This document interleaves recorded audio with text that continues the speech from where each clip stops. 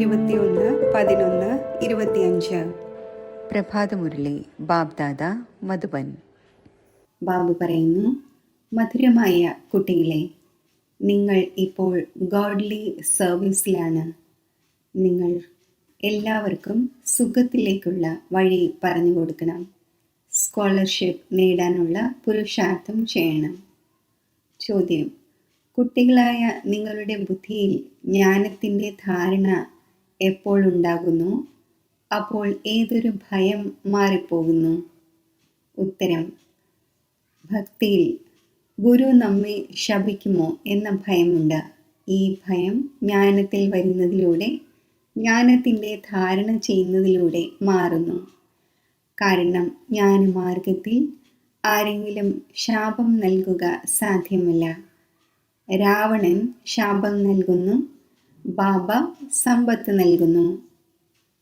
അത്ഭുത സിദ്ധികൾ പഠിക്കുന്നവർ ഇങ്ങനെ ശല്യം ചെയ്യുന്നതിൻ്റെയും ദുഃഖം നൽകുന്നതിൻ്റെയും പ്രവൃത്തി ചെയ്യുന്നു.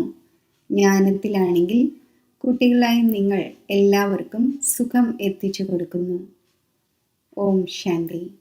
മധുരമധുരമായ ആത്മീയ കുട്ടികൾക്ക് ആത്മീയ പിതാവെന്ന് മനസ്സിലാക്കിച്ചു തരുന്നു. നിങ്ങളെല്ലാവരും ആദ്യമായി ആത്മാവാണ് എന്ന ഉറച്ച നിശ്ചയം വയ്ക്കണം. കുട്ടികൾക്കറിയാം, നമ്മൾ ആത്മാക്കൾ പരംധാമിൽ നിന്നും വരുന്നു, ഇവിടെ ശരീരം എടുത്ത് പാർട്ട് അഭിനയിക്കാൻ. ആത്മാവ് തന്നെയാണ് പാർട്ട് അഭിനയിക്കുന്നത്. മനുഷ്യർ പിന്നെ മനസ്സിലാക്കുന്നു ശരീരമാണ് പാർട്ട് അഭിനയിക്കുന്നത് എന്ന്. ഇതാണ് വലുതിലും വലിയ തെറ്റ്. അത് കാരണം ആത്മാവിനെ ആരും അറിയുന്നില്ല. ഈ ആവാഗമനത്തിൽ നമ്മൾ ആത്മാക്കൾ വരികയും പോവുകയും ചെയ്യുന്നു. ഈ കാര്യത്തെ മറന്നു പോകുന്നു. അതിനാൽ ബാബയ്ക്ക് തന്നെ വന്ന് ആത്മാഭിമാനി ആക്കേണ്ടി വരുന്നു. ഈ കാര്യവും ആരും അറിയുന്നില്ല. ബാബ തന്നെയാണ് മനസ്സിലാക്കിച്ചു തരുന്നത് ആത്മാവ് എങ്ങനെയാണ് പാർട്ട് അഭിനയിക്കുന്നത്. മനുഷ്യന് മാക്സിമം 84 ജന്മങ്ങൾ മുതൽ മിനിമം 1-2 ജന്മമാകുന്നു. ആത്മാവിന് പുനർജന്മം എടുത്തുകൊണ്ടിരിക്കണം. ഇതിൽ നിന്നും സിദ്ധമാകുന്നത് വളരെയധികം ജന്മമെടുക്കുന്നവർ വളരെയധികം പുനർജന്മം എടുക്കുന്നു എന്നാണ്. കുറച്ച് ജന്മം എടുക്കുന്നവർ പുനർജന്മം എടുക്കുന്നതും കുറവായിരിക്കും. ഇതുപോലെ നാടകത്തിൽ ചിലർക്ക് തുടക്കം മുതൽ അവസാനം വരെ പാർട്ടുണ്ടായിരിക്കും, ചിലർക്ക് കുറച്ച് പാർട്ടായിരിക്കും ഉണ്ടാകുന്നത്. ഇത് മനുഷ്യരാരും അറിയുന്നില്ല. ആത്മാവ് സ്വയമേ തന്നെ അറിയുന്നില്ല. അപ്പോൾ സ്വന്തം പിതാവിനെ എങ്ങനെ അറിയുവാനാണ്? ആത്മാവിൻ്റെ കാര്യമാണല്ലോ. ആത്മാക്കളുടെ പിതാവാണ്. ശ്രീകൃഷ്ണനാണെങ്കിൽ ആത്മാക്കളുടെ പിതാവല്ല. ശ്രീകൃഷ്ണനെ നിരാകാരൻ എന്ന് പറയില്ല. സാകാരത്തിൽ തന്നെയാണ് കൃഷ്ണൻ തിരിച്ചറിയപ്പെടുന്നത്. ആത്മാവ് എല്ലാവർക്കുമുണ്ട്. ഓരോ ആത്മാവിലും പാർട്ട് അടങ്ങിയിട്ടുണ്ട്.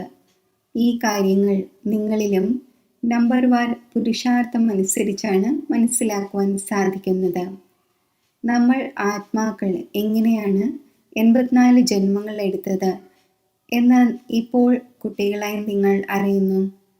ആത്മാവ് തന്നെ പരമാത്മാവ് എന്നല്ല, അങ്ങനെയല്ല. ബാബ മനസ്സിലാക്കിച്ചു തന്നു, നമ്മൾ ആത്മാക്കൾ തന്നെയാണ് ആദ്യം ദേവതയാകുന്നത്. ഇപ്പോൾ പതീതവും തമോ പ്രധാനവുമാണ്. വീണ്ടും സദോ പ്രധാനവും പാവനവും ആകണം. ബാബ വരുന്നത് തന്നെ സൃഷ്ടി പഴയതാകുമ്പോഴാണ്. ബാബ വന്ന് പഴയതിനെ പുതിയതാക്കി മാറ്റുന്നു, പുതിയ സൃഷ്ടി സ്ഥാപിക്കുന്നു. പുതിയ ലോകത്തിൽ തന്നെയാണ് ആദി സനാതന ദേവി ദേവതാ ധർമ്മം. മുൻപ് കലിയുഗി ശൂദ്രധർമ്മത്തിലുള്ളവർ ആയിരുന്നു എന്ന് അവരെ കുറിച്ച് തന്നെയാണ് പറയുക. ഇപ്പോൾ പ്രജാപിത ബ്രഹ്മാവിൻ്റെ മുഖവംശാവലിയായി ബ്രാഹ്മണരായിരിക്കുന്നു. ബ്രാഹ്മണ കുലത്തിൽ വരുന്നു. ബ്രാഹ്മണ കുലത്തിൻ്റെ ഡിനാസ്റ്റി ഉണ്ടായിരിക്കുന്നില്ല. ബ്രാഹ്മണ കുലം രാജ്യം ഭരിക്കുന്നില്ല. ഈ സമയം ഭാരതത്തിൽ ബ്രാഹ്മണ കുലവും രാജ്യം ഭരിക്കുന്നില്ല, ശൂദ്രകുലവും രാജ്യം ഭരിക്കുന്നില്ല. രണ്ടിൻ്റെയും രാജധാനിയില്ല. എങ്കിലും അവരുടെ പ്രജകളുടെ മേൽ പ്രജകളുടെ രാജ്യം നടക്കുന്നു. ബ്രാഹ്മണരായ നിങ്ങളുടെ രാജ്യമൊന്നുമില്ല. നിങ്ങൾ സ്റ്റുഡൻസ് പഠിക്കുന്നു. ബാബ നിങ്ങളെ തന്നെയാണ് മനസ്സിലാക്കിച്ചു തരുന്നത്. ഈ 84ൻ്റെ ചക്രം എങ്ങനെ തിരിയുന്നു? സത്യയുഗം, ത്രേത, പിന്നെ സംഗമയുഗമാകുന്നു. ഈ സംഗമയുഗത്തിനു പോലെ മഹിമ മറ്റൊരു യുഗത്തിനുമില്ല. ഇതാണ് പുരുഷോത്തമ സംഗമയുഗം. സത്യയുഗത്തിൽ നിന്നും ത്രേതായിൽ വരുന്നു. 2 കല കുറയുന്നു. അപ്പോൾ അവരുടെ എന്ത് മഹിമ ചെയ്യുവാനാണ്? വീഴുന്നവർക്ക് മഹിമ ഉണ്ടാകുന്നില്ല. കലിയുഗത്തെ പറയുന്നത് പഴയ ലോകം എന്നാണ്. ഇപ്പോൾ പുതിയ ലോകം സ്ഥാപിതമാകണം. അവിടെ ദേവീ ദേവതകളുടെ രാജ്യമുണ്ടായിരിക്കുന്നു. അവർ പുരുഷോത്തമ ആയിരുന്നു. പിന്നെ കലകൾ കുറഞ്ഞ് കുറഞ്ഞ് കനിഷ്ഠവും ശൂദ്രബുദ്ധിയുമാകുന്നു. അവരെ കല്ലുബുദ്ധി എന്നും പറയുന്നു. ആരുടെ പൂജ ചെയ്യുന്നു? അവരുടെ ജീവിത കഥ പോലും അറിയാത്ത വിധം കല്ലുബുദ്ധിയാകുന്നു. കുട്ടികൾ അച്ഛൻ്റെ ജീവിതം അറിയുന്നില്ലെങ്കിൽ സമ്പത്ത് എങ്ങനെ ലഭിക്കും? ഇപ്പോൾ കുട്ടികളായ നിങ്ങൾ ബാബയുടെ ജീവിതത്തെ അറിയുന്നുണ്ട്. ആ ഒന്നിൽ നിന്നും നിങ്ങൾക്ക് സമ്പത്ത് ലഭിച്ചുകൊണ്ടിരിക്കുന്നു. പരിധിയില്ലാത്ത ബാബയെ ഓർമ്മിച്ചുകൊണ്ടിരിക്കുന്നു. നീ മാതാവും പിതാവും എന്ന് പറയുന്നു. അപ്പോൾ തീർച്ചയായും പിതാവ് വന്നിട്ടുണ്ടാകും. അപ്പോൾ അളവറ്റ സുഖം നൽകിയിട്ടുണ്ടാകുമല്ലോ. ബാബു പറയുന്നു, ഞാൻ വന്നിരിക്കുന്നു, അളവറ്റ സുഖം കുട്ടികളായ നിങ്ങൾക്ക് നൽകുന്നു.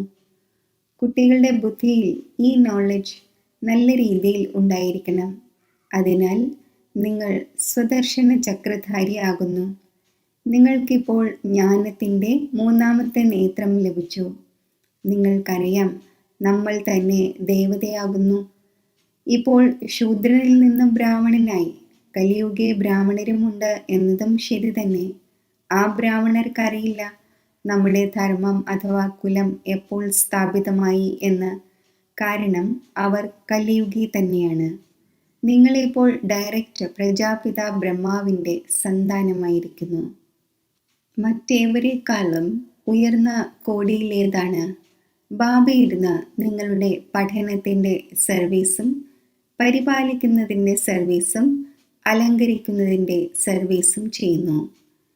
നിങ്ങളാണ് ഓൺ ഗോഡ്ലി സർവീസ് ഓൺലി.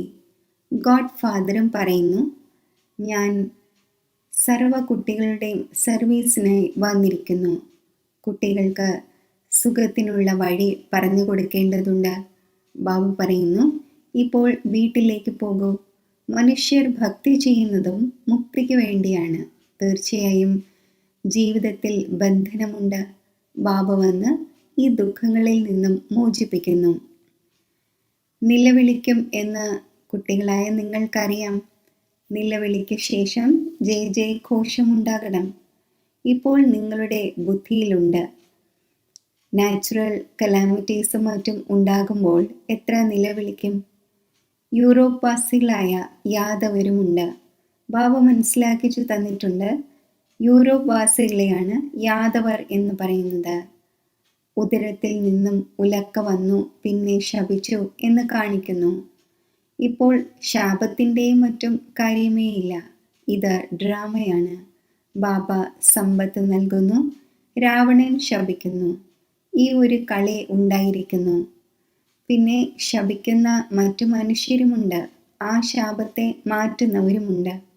ഗുരുക്കന്മാരെയും സന്യാസിമാരെയും മറ്റും മനുഷ്യർ ഭയപ്പെടുന്നു ശപിക്കാതിരിക്കുന്നതിനായി. വാസ്തവത്തിൽ ജ്ഞാനമാർഗത്തിൽ ആർക്കും ശപിക്കുവാൻ സാധിക്കില്ല. ജ്ഞാനമാർഗത്തിലും ഭക്തിമാർഗത്തിലും ശാപത്തിൻ്റെ ഒരു കാര്യവുമില്ല.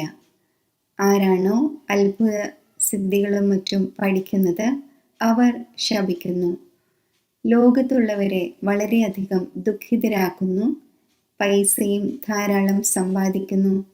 ഭക്തർ ഈ കാര്യം ചെയ്യുന്നില്ല. ബാബ ഇതും മനസ്സിലാക്കിച്ചു തന്നിട്ടുണ്ട്.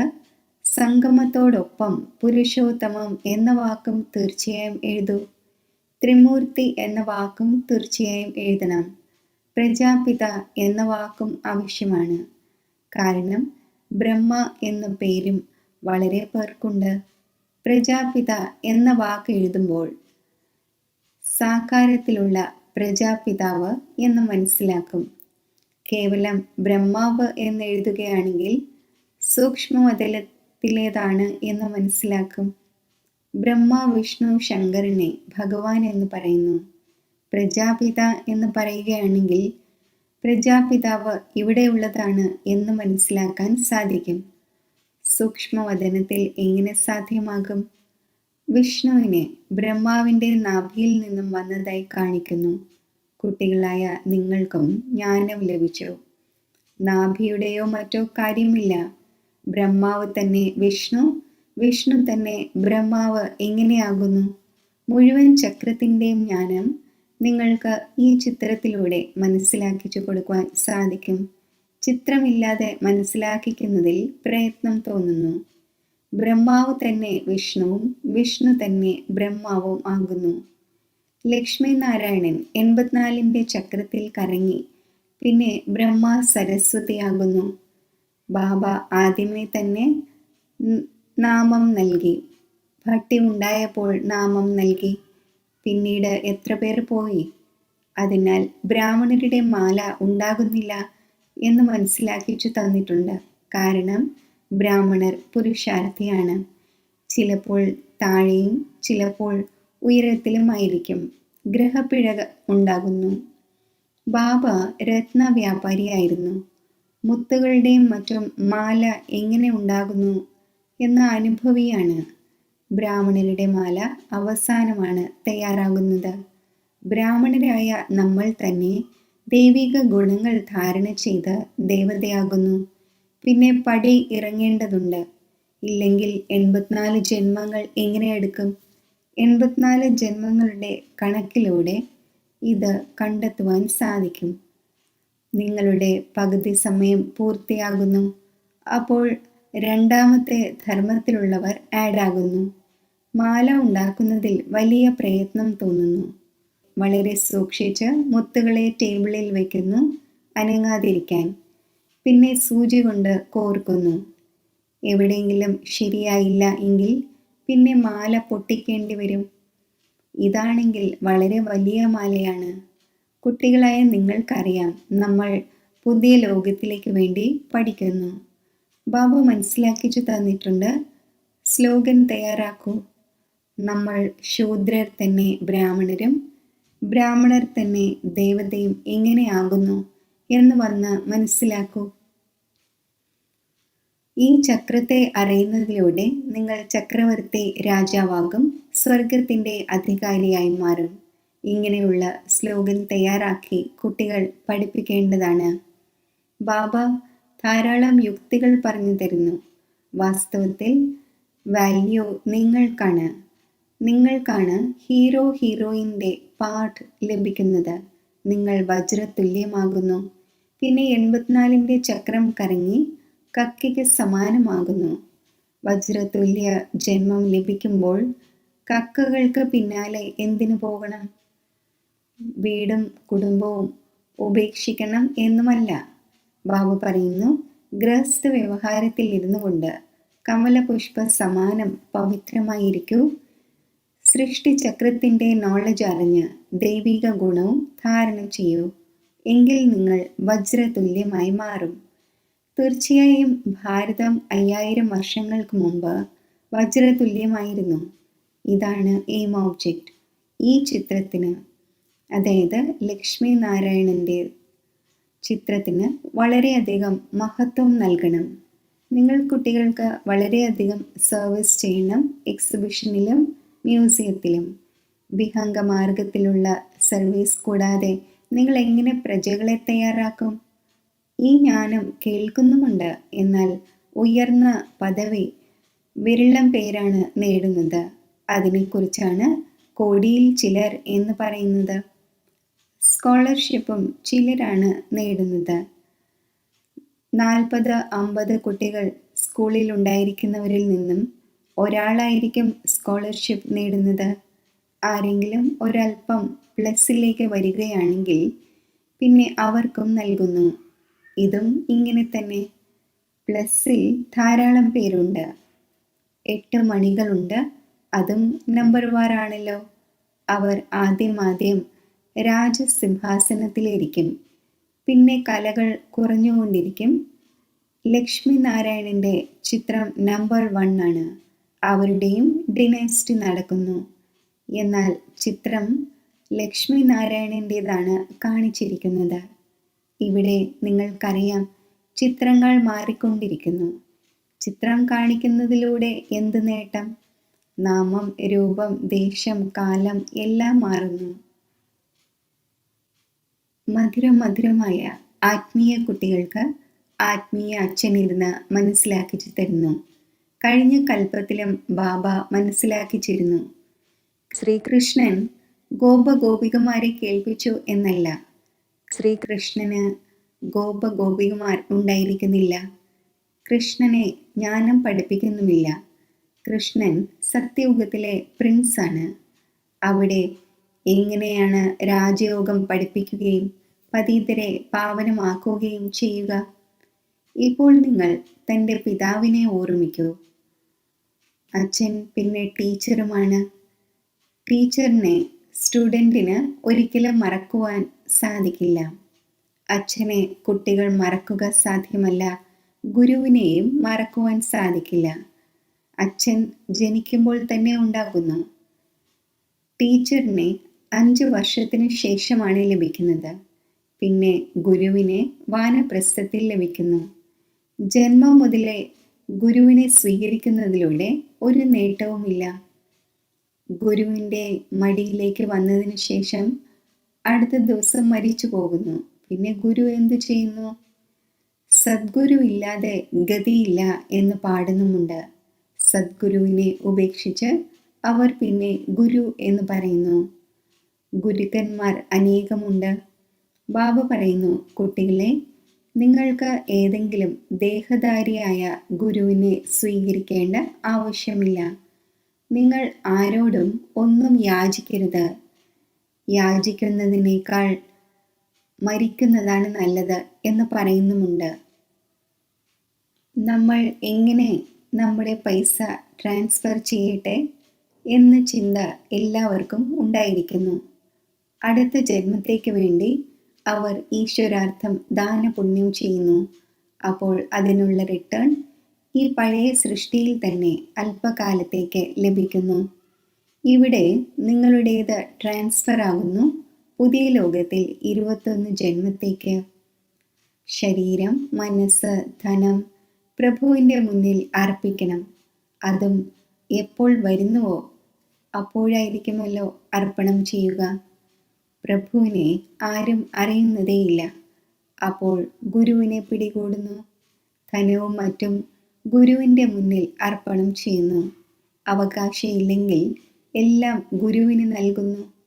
ഇപ്പോൾ നിയമമനുസരിച്ച് ആരും ഈശ്വരാർത്ഥം നൽകുന്നില്ല. ബാബ മനസ്സിലാക്കി തരുന്നു, ഞാൻ ദരിദ്രരുടെ നാഥനാണ്. അതിനാൽ ഞാൻ വരുന്നത് തന്നെ ഭാരതത്തിലാണ്. നിങ്ങളെ വന്ന് വിശ്വത്തിൻ്റെ അധികാരിയാക്കുന്നു. ഡയറക്റ്റും ഇൻഡയറക്റ്റും തമ്മിൽ എത്ര വ്യത്യാസമുണ്ട്! അവർ ഒന്നും തന്നെ അറിയുന്നില്ല. നമ്മൾ ഈശ്വരന് അർപ്പിക്കുന്നു എന്ന് കേവലം പറയുന്നു. എല്ലാവരും അവിവേകികളാണ്. നിങ്ങൾ കുട്ടികൾക്ക് ഇപ്പോൾ വിവേകം ലഭിക്കുന്നു. അപ്പോൾ നിങ്ങൾ അവിവേകിയിൽ നിന്നും വിവേകശാലിയാകുന്നു. ബുദ്ധിയിൽ ജ്ഞാനമുണ്ട്. ബാബ അതിശയം ചെയ്യുന്നു. തീർച്ചയായും പരിധിയില്ലാത്ത ബാബയിൽ നിന്നും പരിധിയില്ലാത്ത സമ്പത്ത് തന്നെയാണ് ലഭിക്കേണ്ടത്. ബാബയിൽ നിന്നും നിങ്ങൾ സമ്പത്ത് നേടുന്നു ദാതയിലൂടെ. ദാതയും ആ ഒന്നിൽ നിന്നും സമ്പത്ത് എടുത്തുകൊണ്ടിരിക്കുന്നു. സമ്പത്ത് നൽകുന്നവൻ ഒന്ന് തന്നെയാണ്. ആ ഒന്നിനെ തന്നെ ഓർമ്മിക്കണം. ബാബ പറയുന്നു, കുട്ടികളെ, ഞാൻ ഇദ്ദേഹത്തിൻ്റെ വളരെയധികം ജന്മങ്ങളുടെ അന്തിമത്തിൽ വരുന്നു. ഇദ്ദേഹത്തിൽ പ്രവേശിച്ച് ഇദ്ദേഹത്തെ പാവനമാക്കി മാറ്റുന്നു. ഇദ്ദേഹം പിന്നെ ഫരിഷ്തയായി മാറുന്നു. ബാഡ്ജ് ഉപയോഗിച്ചും നിങ്ങൾക്ക് വളരെയധികം സർവീസ് ചെയ്യുവാൻ സാധിക്കും. നിങ്ങളുടെ ഈ ബാഡ്ജസ് എല്ലാം അർത്ഥസഹിതമാണ്. ഇതാണെങ്കിൽ ജീവദാനം നൽകുന്ന ചിത്രമാണ്. ഇതിൻ്റെ വാല്യൂ ആർക്കും തന്നെ അറിയില്ല. ബാബയ്ക്ക് എപ്പോഴും വലിയ വസ്തുക്കളാണ് ഇഷ്ടം തോന്നുന്നത്. അതിലൂടെ ആർക്കും ദൂരെ നിന്ന് തന്നെ വായിക്കുവാൻ സാധിക്കണം. ശരി, മധുരമധുരമായ സിഖിലത്തെ കുട്ടികൾക്ക് മാതാവും പിതാവുമായ ബാബ് ദാദയുടെ സ്നേഹസ്മരണകൾ. Good morning. ആത്മീയ അച്ഛൻ്റെ ആത്മീയ കുട്ടികൾക്ക് നമസ്തേ. ധാരണയ്ക്കുള്ള മുഖ്യസാരം: ബാബയിൽ നിന്നും പരിധിയില്ലാത്ത സമ്പത്ത് നേടുന്നതിനായി ഡയറക്റ്റായി തൻ്റെ ശരീരം, മനസ്സ്, ധനം ഈശ്വരന് മുന്നിൽ അർപ്പിക്കുന്നതിൽ വിവേകശാലിയാകണം. തൻ്റെ സർവ്വതും 21 ജന്മത്തേക്ക് ട്രാൻസ്ഫർ ചെയ്യണം. ഇതുപോലെ ബാബ പഠിപ്പിക്കുന്നതിൻ്റെയും പരിപാലിക്കുന്നതിൻ്റെയും അലങ്കരിക്കുന്നതിൻ്റെയും സർവീസ് ചെയ്യുന്നു. അതുപോലെ ബാബയ്ക്ക് സമാനം സർവീസ് ചെയ്യണം. ജീവൻ ബന്ധനത്തിൽ നിന്ന് മാറി സർവരെയും ജീവൻ മുക്തിയിലേക്ക് കൊണ്ടുപോകണം. വരദാനം: ജ്ഞാനകലശം ധാരണ ചെയ്ത് ദാഹിക്കുന്നവരുടെ ദാഹം ശമിപ്പിക്കുന്ന അമൃത കലശധാരിയായി ഭവിക്കട്ടെ. ഇപ്പോൾ മെജോറിറ്റി ആത്മാക്കളും പ്രകൃതിയുടെ അല്പകാലത്തെ സാധനങ്ങളോടും ആത്മീയ ശാന്തി പ്രാപ്തമാക്കുന്നതിനു വേണ്ടി ഉണ്ടാക്കപ്പെട്ട അല്പജ്ഞ സ്ഥാനങ്ങളോടും പരമാത്മാ കൂടിക്കാഴ്ച ആഘോഷിക്കുന്നതിൻ്റെ കരാറുകാരോടും ക്ഷീണിതരായിരിക്കുകയാണ്, നിരാശമായിരിക്കുകയാണ്.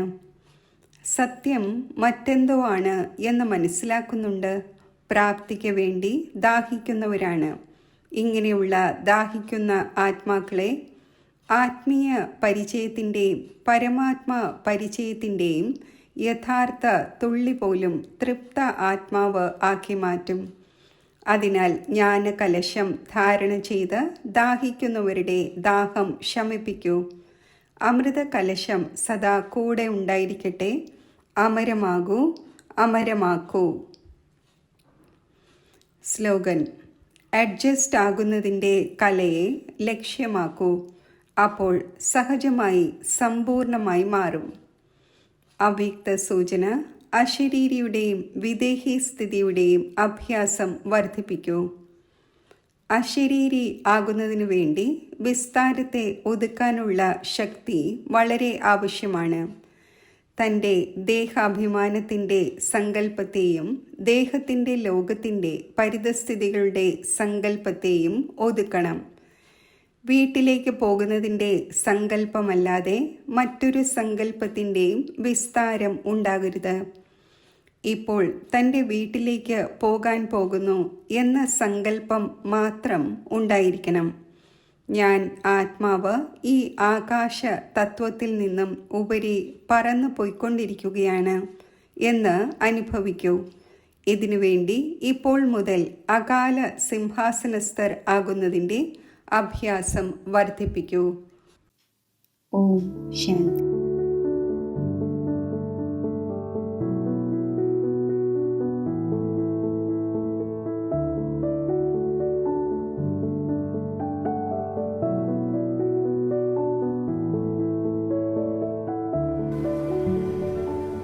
മനസ്സിനെ സ്വച്ഛവും ബുദ്ധിയെ സ്പഷ്ടവുമാക്കി ഞാൻ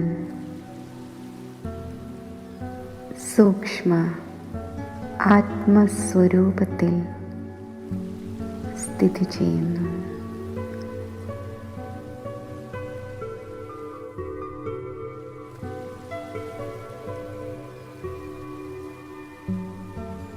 എൻ്റെ സൂക്ഷ്മ സങ്കല്പത്തിലൂടെ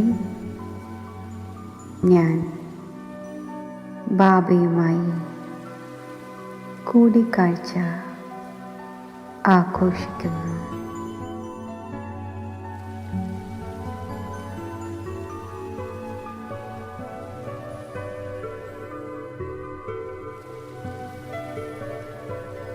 പരമധാമമാകുന്ന ജ്യോതിദേശത്തിൽ പരമാത്മാ ജ്യോതിയിൽ എൻ്റെ ബുദ്ധിയെ ഞാൻ അർപ്പിക്കുന്നു.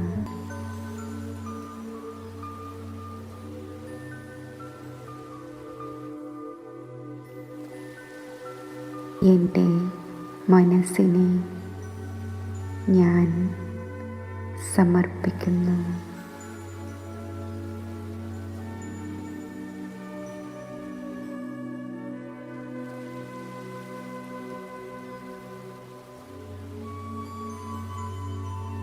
ജ്യോതി സ്വരൂപനായ ബാബയുടെ കിരണങ്ങളുടെ പ്രഭാവത്തിൽ ഞാൻ സ്ഥിതി ചെയ്യുന്നു.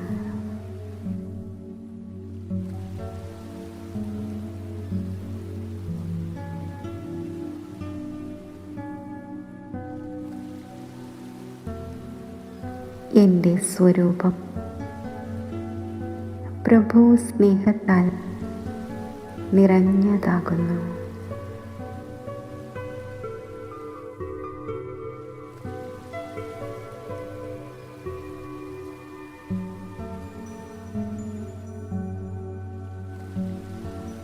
എൻ്റെ സ്വരൂപം സമ്പൂർണ്ണ സ്വച്ഛമാകുന്നു.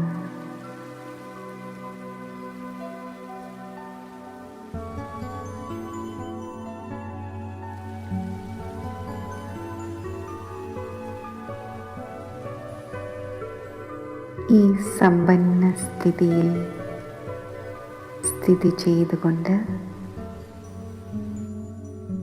പ്രഭു സ്നേഹത്തിൻ്റെയും പവിത്രതയുടെയും പ്രകാശവീചികൾ മുഴുവൻ വിശ്വത്തിലേക്കും ഞാൻ വ്യാപിപ്പിക്കുന്നു.